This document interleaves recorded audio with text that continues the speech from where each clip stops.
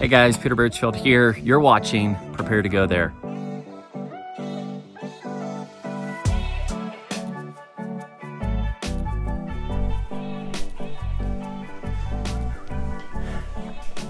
Hey friends, change of scenery today. I'm just in a different part of my home base, but wanted to keep putting in the future work with you on the leadership level.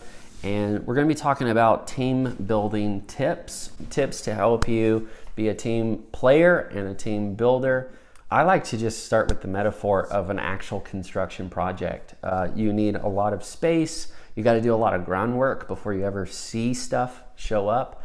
Then you need a plan. You need a very clear kind of blueprint for the kind of team you're building. It's going to have, like some constraint, and that's actually going to help you get to the finish line on time. And then you need a lot of resources and a lot of people to pull together and make that work happen. I'll just kind of explain some things I haven't done well. The first is just making a plan in isolation. Been really good at strategizing and high-level thinking and kind of writing and developing something and then bringing it to a team. And then they're really scratching their head like, what is this? What's going on? It's not their fault, right? It's our responsibility as team builders to tell them what we're working on. And this is something that translates to a lot of different contexts, a lot of different projects. So you might be creating a product, you might be working on a course, you might be making a big commitment to buy land or build property.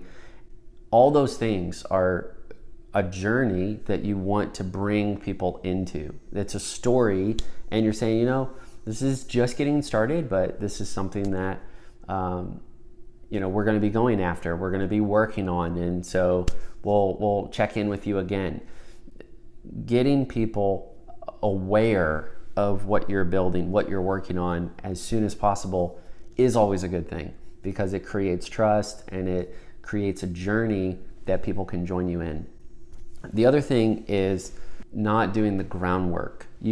I really think you have to do the groundwork first. You have to literally clear out everything that could get in the way. You have to assess what are the underlying issues that could come up as a problem later on.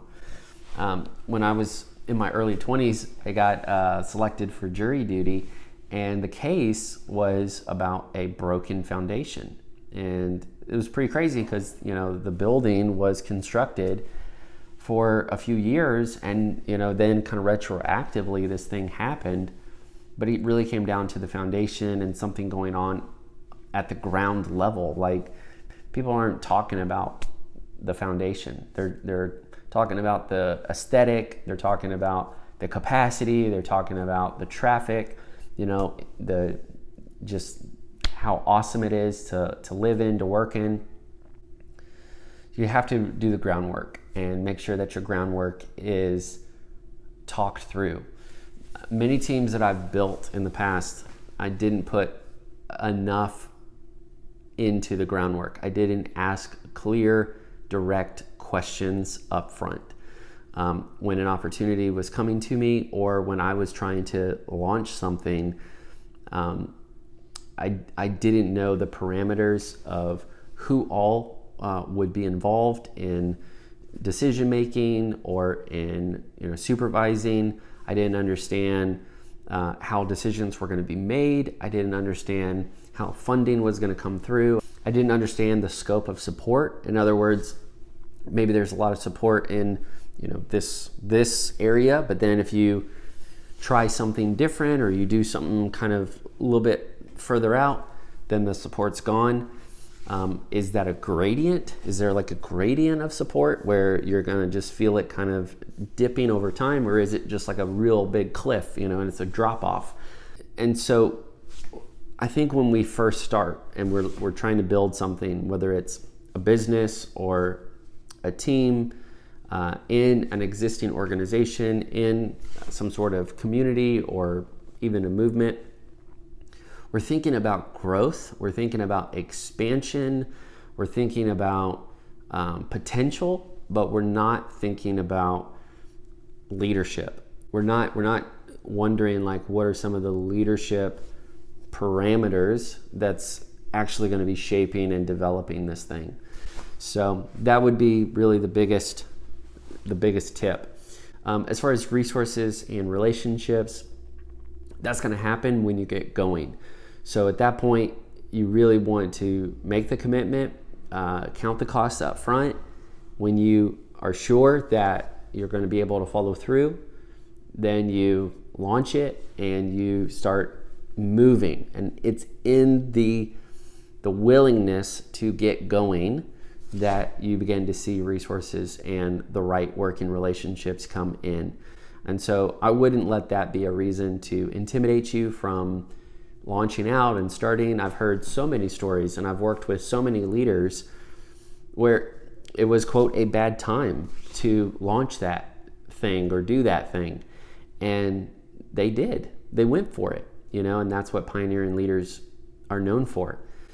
It was after they got going that all those pieces started falling in place. And a lot of people are just waiting to see what happens, and then they can jump on board, and then they can find their piece, their part in it.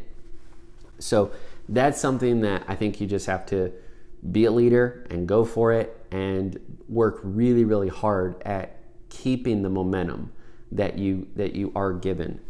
Whatever momentum you do experience, don't take it lightly, because momentum can be lost, and so leaders are thinking about sustainability as much as they're thinking about initial success. So yeah, I would start really slow on the groundwork and be very clear and intentional on the front end.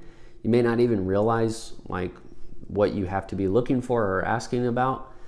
And so that's where you need a team of advisors, people that can give you wisdom and counsel, people that can coach you through that process, because they're really going to help you prevent a lot of breakdowns, a lot of sad stuff in your future. It's really sad when something you love building becomes something you resent repairing. And so I don't want that for you. I want you to have a future-focused mindset from the very beginning, so that way that commitment only gets sweeter and sweeter with time. And it just means that you just approach the situation differently. You approach the opportunity differently. It's far, far less about what you're getting in the moment, and it's more about how you're preparing and how you're positioning the work to continue strong, in a different season. So I hope this helps. I'll just kind of land the plane there. Team building tips. If you want more of this kind of content, let me know in the comments, or just put a thumbs up on this video. I create content to help leaders put in the future work now, so they're better prepared and more fully present to pioneer in the future. We need more leaders, not fewer, and that's why I'm here to keep you encouraged on your leadership journey. Remember, you're going places, so prepare to go there.